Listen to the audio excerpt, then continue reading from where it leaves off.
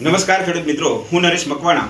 ખેડૂત પોતે જ પોતાની મિલકત, પોતાની જમીનનો રખેવાળ. એ ન્યાયે આજે આપણે ચાલુ દાવે એટલે કે ન્યાયની અદાલતમાં ન્યાયની નેમ જળવાઈ રહે એ હેતુથી જ્યારે કોઈ કાર્યવાહી કે દાવો જો કોઈ કોર્ટમાં ચાલુ હોય અને ચાલુ દાવે કોઈ મિલકતનું હસ્તાંતરણ થઈ શકે એના માટેના જે કાયદા કાનૂન છે એના વિશે આપણે આજે જાણીશું.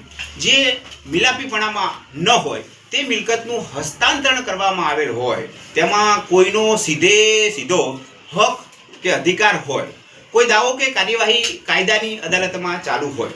હવે જે દાવો કે કાર્યવાહી કાયદાની અદાલતમાં ચાલુ હોય, આ કાયદાની અદાલતે તે કાર્યવાહી કે દાવા દ્વારા કરવામાં આવેલ હુકમ કે હુકમનામું દ્વારા કોઈ પણ પક્ષકારના અધિકાર કે હિતને જો સીધી અસર કરતી હોય તેવો કોઈ પક્ષકાર કાયદાની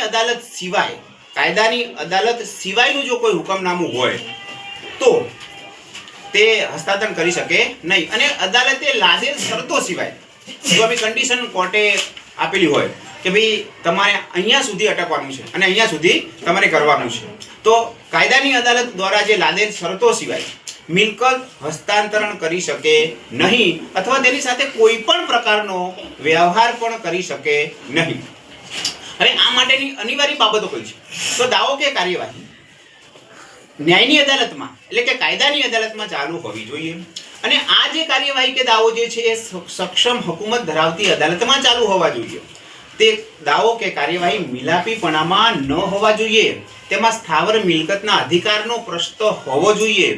ચાલુ જ દાવે કે ચાલુ જ કાર્યવાહીએ વાદગ્રસ્ત મિલકત હસ્તાંતરણ થયેલી હોવી જોઈએ.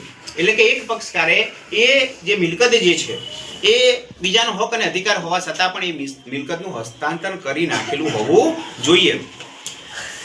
અને આ હસ્તાંતરણ ચાલુ કાર્યવાહી કે ચાલુ દાવે થયેલું હોવું જોઈએ, જેનાથી બીજા પક્ષકારના હિત અને અધિકાર, જેનો હક અને અધિકાર ડૂબાડવામાં આવેલા પણ હોવા જોઈએ. આવું હસ્તાંતરણ કાયદાની પરવાનગી સિવાય, જો આગળ આપણે જોયું કે ભાઈ અદાલતની શરતોને આથી જો હસ્તાંતરણ કરવામાં આવ્યું હોય પણ ન્યાયની નેમ જળવાઈ રહે, કાયદાની નેમ જળવાઈ રહે એ માટે જો કોઈ પક્ષકાર અદાલતની કાર્યવાહી સિવાય અથવા હુકમનામા સિવાય અથવા શરતો સિવાય જો કોઈ આવું મિલકતનું હસ્તાંતરણ કરે તો આ જે હસ્તાંતરણ જે છે એ આવું હસ્તાંતરણ કરી શકશે નહીં. આશા રાખું છું કે આ વિડીયો આપને ખૂબ જ ઉપયોગી નીવડ્યો છે. જો ઉપયોગી નીવડ્યો તો બીજા ખેડૂત સાથે પણ શેર કરો અને તમે પોતે જ તમારી મિલકતના રખેવાળ છો. વિડીયોને ફોલો કરતા રહો, ઘણા ખેડૂતો સુધી પહોંચાડો કે જેથી ખેડૂતોમાં પોતાની મિલકત પ્રત્યેનો અવેર જે છે એ જળવાઈ રહે. જય જવાન જય કિસાન.